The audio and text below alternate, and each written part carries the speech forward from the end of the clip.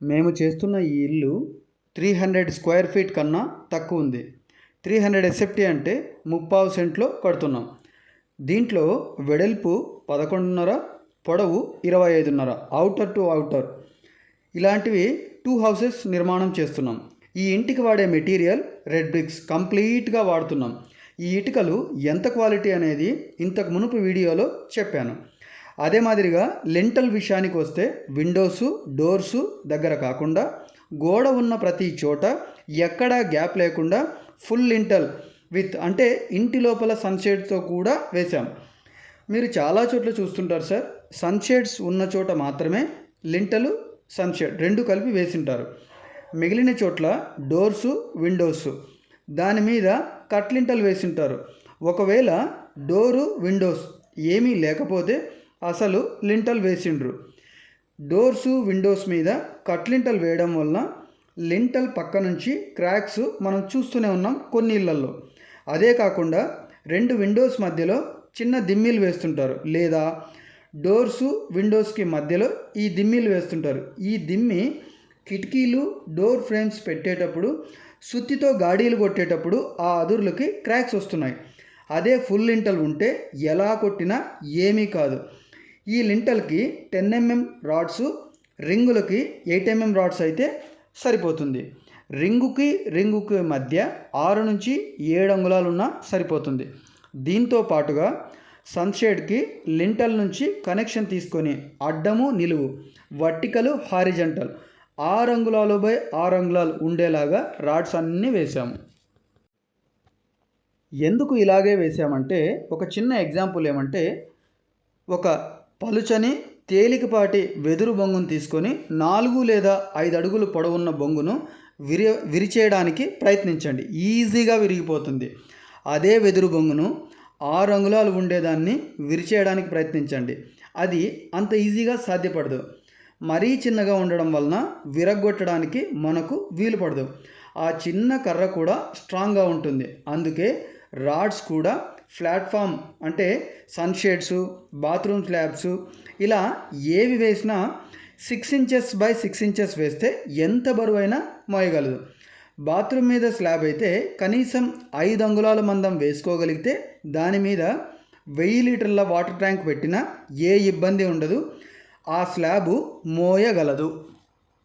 మేము ఇలా ప్రతి కోణాన్ని దూరదృష్టితో ఆలోచించి ఈ నిర్మాణం చేశాం. కాకపోతే ఇది లింటల్ అనేది ఖర్చుతో కూడుకున్న పని. అలాగే నిర్మాణ నాణ్యత, మన్నిక, పటిష్టత పెరుగుతుందే తప్ప తగ్గదు. నిర్మాణంలో ఎలాంటి నాణ్యతాపరమైన లోపాలు ఉండవు. బాత్రూమ్ అయితే ఎక్కువ చోట్ల ఇంటి పైకప్పు వరకు గోడ కట్టేసింటారు. అలా చేయడం వలన ఏమీ ఉపయోగం ఉండదు. ఎందుకంటే మనుషులు ఎవరైనా మహా అయితే 5 నుంచి 6 అంగుళాలు ఎత్తు ఉంటారు. బాత్రూము 7 అడుగులు ఎత్తు కడితే సరిపోతుంది. అలా 7 అడుగులు ఉంటే షవర్తో స్నానం చేయాలన్నా సరిపోతుంది. ఇల్లు పెద్దగా ఉంటే మన దగ్గర ఏవైనా వాడని వస్తువులు, ఎప్పుడో ఒకసారి వాడే వస్తువులు ఎక్కడో ఒక చోట పెట్టేస్తాం. లేదు, చిన్న ఇల్లు అయితే ఎక్కడ పెట్టాలో స్థలం లేక చాలా ఇబ్బంది పడుతున్నాం.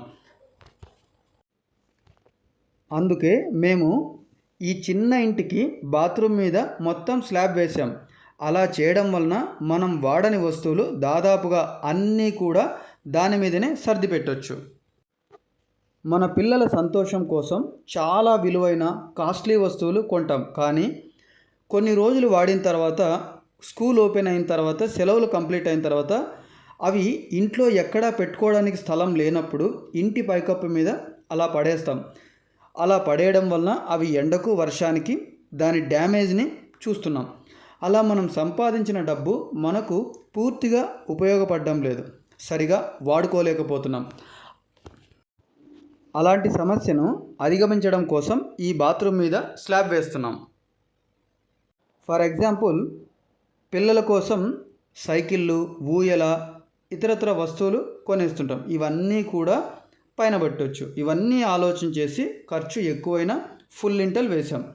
ఇంకో ఎగ్జాంపుల్ ఏమంటే సార్, వాడి పడేసిన సిమెంట్ బస్తాలు కూడా ఆ ప్లాస్టిక్ అంటే చిన్న ప్లాస్టిక్ పోగులన్నీ కలిపి ఒక బలమైన దృఢమైన తాడు తయారు చేస్తున్నారు. అది ఎన్నో రకాలుగా ఉపయోగపడుతుంది. కనీసం 10 సంవత్సరాల పాటు ఎలా వాడినా పనికొస్తుంది. వాడి పడేసిన సిమెంట్ బస్తాలే ఇంత పనికొచ్చినప్పుడు గోడల మీద వేసే ఫుల్ లింటల్ మన ఇంటికి ఇంకెంత ఉపయోగపడాలి. ఇనుప కడ్డీకి ఉన్న స్పెషాలిటీ ఏమంటే వంచితే వంగిపోతుందే తప్ప విరిగిపోదు. అది ఎంత చిన్న రాడ్డైనా అలా విరిగిపోదు. కాబట్టే మన ఇంటికి కట్టే ప్రతి గోడకి ఈ లింటల్ ఒక గోడకి మరొక గోడకి కనెక్షన్ కట్ అవ్వకుండా ఈ లింటలే కాపాడుతుంది.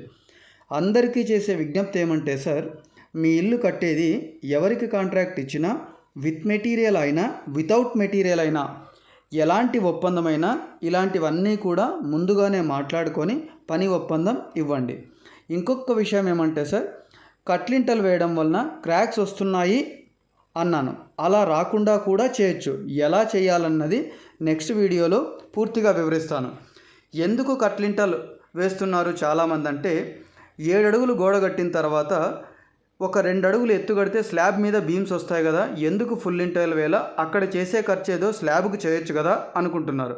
అది వాస్తవమే, కానీ ఈ క్రాక్స్ కూడా వస్తే మనకు ఇబ్బంది. ఇలాంటివి రాకుండా ఆ కట్లింటల్ వేసినా ఏ ఇబ్బంది అవ్వకుండా ఉండాలంటే ఎలా చేయాలో పూర్తి వివరణ నెక్స్ట్ వీడియోలో చెప్తాను. ఇలా ప్రతి విషయాన్ని ఆలోచించి మేము పనులన్నీ చేస్తున్నాం.